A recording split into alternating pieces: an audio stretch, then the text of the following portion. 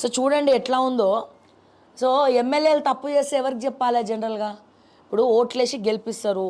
ఓట్లేసి గెలిపించిన వాళ్ళ గుండెల్లో తూట్లు ఓడిచిరు వీళ్ళు. తూట్లు ఓడిచి ఓట్లేసిన పబ్లిక్ భూమినే వీళ్ళు కబ్జా చేసిండ్రంటే మనం ఏం చేయాలండి? నమస్తే అండి, వెల్కమ్ టు ఓకే టీవీ ప్రజావాణి కార్యక్రమానికి స్వాగతం. చెప్పండి సార్, మీ పేరు? నా పేరు రాఘవేంద్ర మేడం, మాది అలంపూర్ తాలూకా. ఎక్కడండి? అలంపూర్ తాలూకా. అలంపూర్ జోగులాంబ. అవును మేడం. రాఘవేంద్ర గారు ఎలా ఉన్నారు? ఏం చేస్తారు? రోజు మీది న్యూస్ ఇంటర్ మేడం, చాలా మంచిగా మాట్లాడుతావు. చాలా మంచిగానే ఉంది. ఏంటి రోజు నేనే తలుచుకుంటా, రోజు నేనే చూస్తా. Thank you. పొలం 2 ఎకరాలు 8 గుంటలు మేడం. అన్ని డాక్యుమెంట్ ఉన్నాయి, అన్ని కరెక్ట్ ఉండి కూడా నాకు చేస్తలేరు. ఏంటి ఏం చేయట్లేదు? ధరణిలో లేదా అండి మీ పేరు? ఉంది, ధరలో ఉంది. అయినా ఈ సంవత్సరం ఎక్కడ భూమి అసలు ఎన్ని కోర్టు తిరిగి మండలాక.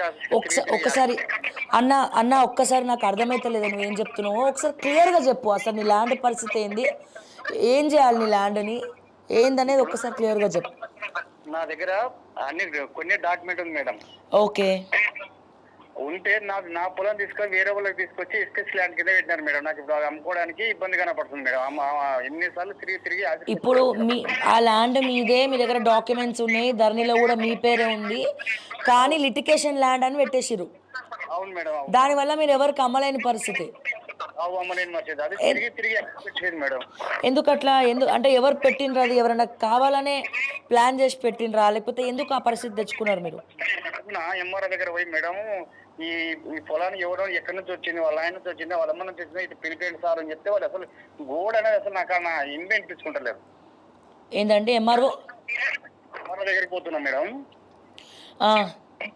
రోజు పోయి తిరిగి ఈ సార్ ఇది పొలం పిలిపించి, ఇది ఎక్కడి నుంచి వచ్చింది, ఎవరి నుంచి వచ్చింది, అందరు సర్వే నెంబర్ కాదు పిలిపించి చేయండి సార్ అని చెప్తే అసలు సార్ పట్టించుకుంటలేడు మేడం. అట్లా పట్టించుకుంటారా సార్? ఆ 2 ఎకరాల ఇన్ని గుంటలలో ల్యాండ్ నాకు రిజిస్ట్రేషన్ చేసిస్తా సార్, మీ కాల్ముక్త బాంచన్ కావాలంటే సగం 50% మీరు తీసుకోండి అంటే ఇమీడియట్గా అయిపోతుంది కదా. అంతే కదా సార్? ఎంఆర్ఓలు అందరూ అట్లనే ఉన్నారు సార్ మొత్తం బయట. ఏమో ఇంకా ధరణి తెచ్చి ఇదంతా తిరిగి చంపుతున్నారు మేడం. చాలా. ఎవరండి ఆ ఎంఆర్ఓ? మండల్ పేరు చెప్పండి. అలంపూర్ వడ్డేపల్లి శాంతినగర్ అంటే వడ్డేపల్లి మండలం. వడ్డేపల్లి మండలం. పేరేంటండి ఎంఆర్ఓ పేరేంటి? ఏం పేరు ఉంది మేడం?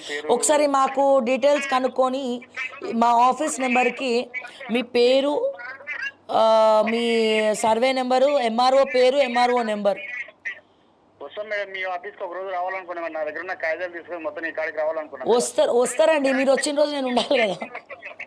వస్తాం మేడం. ఒక రోజు లేట్ అయినా అక్కడ ఉంటాను మేడం. ఉండి ఒక రోజు మీ ఆ న్యాయం ఏదో ఒకటి నాకు తెచ్చిపోయి మీ ప్రజలకైనా తెలియాలి ఈ అన్యాయం అనేది ఒకటి అని అనిపిస్తుంది మేడం. అదే ఓకే అండి, తప్పకుండా. సో డీటెయిల్స్ మీకు సెండ్ చేయాలని ఉంటే కనుక ఈ నెంబర్కి సెండ్ చేయండి. సో ఎంఆర్ఓతో మేము మాట్లాడతాం ఖచ్చితంగా. ప్రాబ్లం ఏంటో తెలుసుకొని మేము ఇష్యూ సార్ట్అవుట్ చేస్తాము. అండ్ ఈ నెంబర్కి టెక్స్ట్ మెసేజ్ పెట్టండి, మా టీం కాల్ చేస్తాం మీకు. డన్ అండి, thank you so much. So ఇది పరిస్థితి. అంటే నాకు అనిపించేది ఏంటంటే, ఎవరిని ప్రక్షాళన చేయాలి మనము? రాజకీయ నాయకుల్ని ప్రక్షాళన చేయాలా, లేకపోతే గవర్నమెంట్ వ్యవస్థనే ప్రక్షాళన చేయాలా?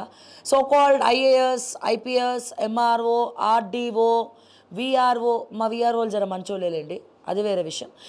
ఎక్కువ వాళ్ళు ఏదో అడపదడప ఏదో చూసి ఉన్నట్టు పైనుండి కాల్ వస్తే వాళ్ళు ఊరుకోవాలి, తప్పదు. వాళ్ళు ఏం చేయలేని పరిస్థితి ఇప్పుడు ఉన్నటువంటి పరిస్థితిలో. కానీ ఏం చేయాలా? మార్పు కావాలన్నాము. రాజకీయ నాయకులు మారినరా అంటే ఇంకా ఎక్కువ దందాలు స్టార్ట్ అయినాయి. సో అన్నీ కూడా మాకు వచ్చే కంప్లైంట్స్ అన్నీ కూడా ముఖ్యంగా రెవెన్యూ బేస్డ్ కంప్లైంట్సే వస్తూ ఉన్నాయి.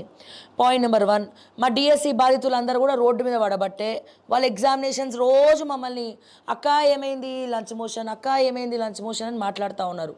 సో డెఫినెట్గా అశోక్ అనే వ్యక్తితో మేము టచ్లో ఉన్నాము, మేము రెగ్యులర్గా మాట్లాడుతూ ఉన్నాము. సో కేసు ఏం నడుస్తుందో కూడా మేము తెలుసుకునే ప్రయత్నం కూడా చేస్తూ ఉన్నాం. సో నిరుద్యోగుల బాధ అట్లా, సో ఈ రెవెన్యూ వాళ్ళ బాధ అట్లా, ధరణి బాధితులేమో ఇట్లా. సో మరి ఎవరు కాపాడాలి వీళ్ళందరినీ? సో ముఖ్యంగా ప్రతిసారి ఇప్పుడు 5 ఏళ్ళకు ఒకసారి ఓట్లు అనేవి జరుగుతూ ఉంటాయి, ఎలక్షన్ అనేది జరుగుతూ ఉంటుంది.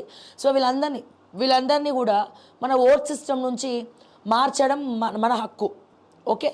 కానీ చాలామంది డబ్బులకు అమ్ముడు పోయి సో పోలింగ్ బూత్లను మేనేజ్ చేసి ఎవరిని పడతాగో ఇందాక చూసారు కదా, దానం నాగేందర్ ఒక పెద్ద రౌడీ షీట్. సో అటువంటి వ్యక్తిని కబ్జాలు చేయడం తప్ప ఆయనకి ఇంకేం తెలియదు. సో సామాన్యుల భూమిని కబ్జా చేసింది చాలక వాళ్ళు కోర్టుకి ఎక్కితే ఈయన కోర్టుకు పోకుండా అడ్వకేట్లను మేనేజ్ చేసి హియరింగ్లను ఆపేసి వాటిని కూడా మ్యానిపులేట్ చేసి ఒక ఎమ్మెల్యే స్థాయిలో ఉన్నటువంటి వ్యక్తి ఇటువంటి దందాలు చేస్తుండు, మాస్ వంటి వాళ్ళకి ఫోన్లు చేస్తుండ్రు అంటే ఈ నిమ్మకి నీరెత్తకుండా మరి నిమ్మకాయ పెట్టుకోండి మరి రేవంత్ రెడ్డి వండుకుండా మరి ఏం చేస్తుండో అర్థమైతలేదు. అటువంటి వ్యక్తిని తీసుకపోయి దానం నాగేందర్ని పార్టీలో జాయిన్ చేసుకుండు. సరే జాయిన్ చేసుకురు. పాపం మా పెద్ద మనిషి ఓజమ్మ అనే వ్యక్తి, ఆ పెద్ద మనిషిపై మా రేవంత్ రెడ్డి గారికి పాపం ఏదో కాపాడుతాడు కడుపులో పెట్టుకొని అనుకుందో ఏం పాడు పోయింది. రేవంత్ అన్న దగ్గరికి పోయి అన్న రేవంత్ అన్న నా బుజ్జికన్న మరి మా ల్యాండ్ కబ్జా పెట్టిండ్రన్న మరి మా పరిస్థితి ఏంది దానం నాగేందర్ అంటే, ఇస్తాడమ్మా మీ ల్యాండ్ మీకు ఇప్పించే ప్రయత్నం చేస్తా అనుడు తప్ప ఇక ఎప్పుడు ఎన్నడూ కూడా ఆమెను మళ్ళీ కలిసింది లేదు, ఏం చేసింది లేదు. ఈ రాజకీయ నాయకులందరూ కూడా దొంగల, లేకపోతే ఎంఆర్ఓలు ఆర్డీఓలు సోకాల్డ్ ఐఏఎస్లు, సో వీళ్ళందరూ బ్యాక్ ఎండ్లో చేసే వీళ్ళందరూ కూడా ఒక మాఫియా కిందకి పరిగణలోకి వస్తుందా? సో ఎంతమంది ఒకలో ఇద్దరో మంచోళ్ళు ఉన్నారు, నేను కాదనట్లే, బట్ ఎంతమందిని ప్రక్షాళన చేసుకుంటూ రావాలా తెలంగాణలో? సో ఎంఆర్ఓలు కావచ్చు, ఆర్డీఓలు కావచ్చు, సో ముఖ్యంగా ఆర్ఓలు కావచ్చు, రెవెన్యూ ఆఫీసర్లు కావచ్చు, సో వీళ్ళందరూ కూడా సోకాల్డ్ వీళ్ళందరూ కూడా రకరకాల ఇబ్బందులు ఫేస్ చేస్తూ ఉన్నారు, రకరకాలుగా ఇబ్బంది పడుతూ ఉన్నారు.